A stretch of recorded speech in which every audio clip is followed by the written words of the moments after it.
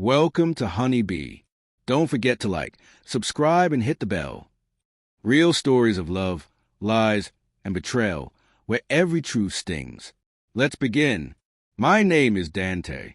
The day I learned my wife had been secretly planning to divorce me and move her boyfriend into the very house I had worked so hard to pay for was a day a side of me I didn't know existed came to the surface. When I first met Catherine 8 years ago, I was 43. At that time, I had accepted that I would likely never marry again after losing my first wife to an autoimmune disease. For years, I had believed our bond was unbreakable, only to watch her slip away after a long battle. Her death didn't just break me emotionally, it left me financially exposed in ways I had never imagined. Medical bills and end-of-life care had drained the savings I thought were secure. After her funeral, I made a firm decision to rebuild my business and my financial stability above everything else. I spent years working long hours, pouring myself into growing my commercial real estate business, determined to never be financially vulnerable again. My family, however, quietly encouraged me to consider dating. They reminded me that my first wife wouldn't have wanted me to spend the rest of my life alone, that I was still young enough to find love and companionship again. As the years passed and my finances stabilized, my family grew more insistent that it was time to rebuild my personal life as well. Eventually, I gave in and agreed to attend an event where my sister promised to introduce me to women she thought I might connect with. I had no real expectations beyond humoring my family's concerns and perhaps meeting potential business contacts. That's when I met Catherine. She immediately stood out, not just because she was stunning, but because we clicked right away. She asked thoughtful questions that showed depth beyond surface-level small talk. At 27, she carried herself with maturity that made our age difference feel insignificant. She had a master's degree in communications and worked for a mid-sized firm. Our relationship developed slowly over the following months because I refused to rush into anything that might reopen the pain of my first loss. Catherine respected my cautious approach. She never pressured me to move faster than I was ready for and seemed genuinely invested in building something real. 2 years later, we married. Catherine was supportive during wedding planning, considerate of my late wife's memory, and excited about the life we were about to start. She moved into the house I had renovated and fully paid off after my first wife passing. Together, we built routines that felt safe and comfortable. What Catherine didn't know, and what I never felt the need to explain in detail, was that I had placed nearly all of my major assets into legal entities in trust designed to protect them from creditors, lawsuits, and yes, divorce. The house we lived in belonged to an LLC under my control, not my personal name. My investments, business holdings, and other valuable assets were similarly shielded. This wasn't to hide anything from Catherine. It was a standard business practice that any prudent entrepreneur would take to safeguard their life's work. These structures meant that, in the event of divorce, Catherine would only have a claim to what we had acquired together during our marriage. Since most of my wealth had been built before we met, and I carefully maintained the separation between personal and business assets, her share would be far smaller than she might have assumed. For the first 4 years of our marriage, this didn't matter. Catherine and I seemed united in love, respect, and shared goals. She appeared content with our lifestyle and never expressed dissatisfaction. Though her salary was modest compared to my income, she contributed to the household, while I handled most of the finances. We traveled occasionally, entertained friends, and lived a comfortable, middle-class life. But by our 5th year, I began noticing changes. Catherine became increasingly preoccupied with wealth, status, and the idea of living larger.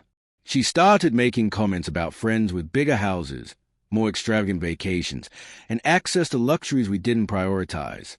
She began spending time with women who valued expensive clothes, fine dining, and luxury travel. Women married to high-income professionals who lived lavishly. Soon, Catherine started requesting adjustments to our budget, pushing for more spending on social activities, clothes, and entertainment. She argued that my conservative approach was limiting our enjoyment of life and holding her back socially. Our conversations about money became more frequent and tense. Catherine couldn't understand why someone with my level of wealth would choose a modest lifestyle when we could afford so much more. What hurt me most wasn't her desire for nicer things, but her attitude, as if she was entitled to spend money I had spent decades earning and risking without contributing anywhere near the same. At the same time, Catherine's behavior created distance between us.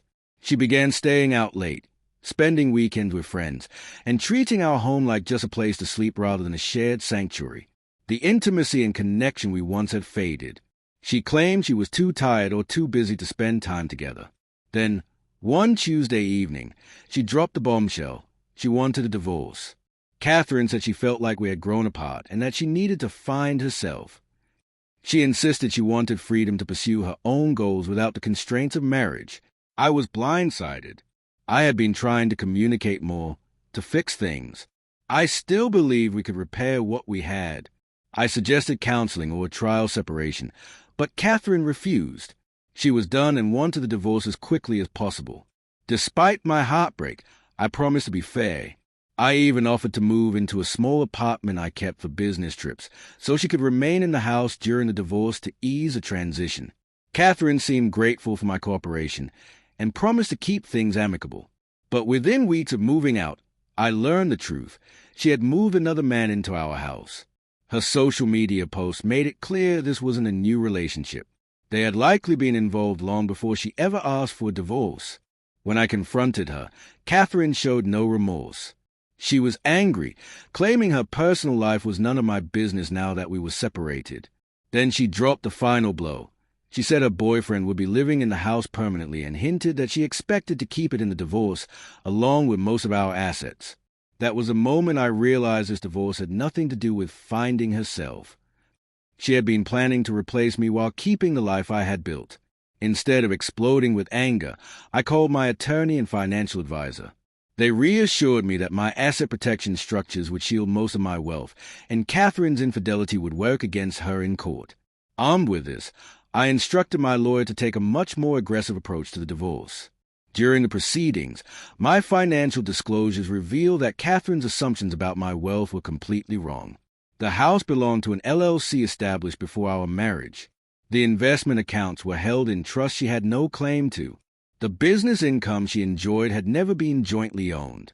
While the legal process unfolded, I began cutting off accounts and services in my name that she had been enjoying: streaming services, club memberships, premium insurance. Watching her scramble to adjust to her real financial situation was strangely satisfying.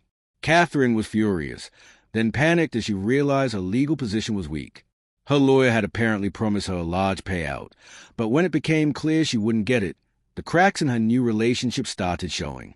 Friends told me her boyfriend became distant as their relationship shifted from a glamorous affair to a reality constrained by money. After 18 months, our divorce was finalized. Catherine received what the law required: some personal belongings, a portion of the savings we built during our marriage, and temporary spousal support.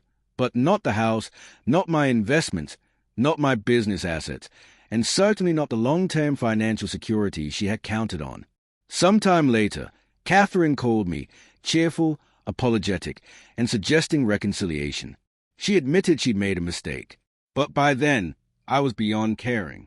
I reminded her that leaving was her choice, and now she had to live with it. That experience changed me. After losing my first wife, I had been afraid of emotional vulnerability. After Catherine, I became equally wary of financial vulnerability. I realized that if I hadn't taken steps to protect myself, I could have lost half of everything to someone who betrayed me.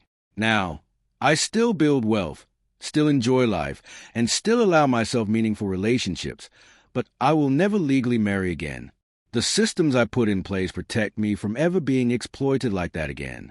In the months after the divorce, I threw myself back into my business, physical fitness, and personal passions. I reconnected with old friends and rebuilt a life that felt more authentic than anything I had experienced in years.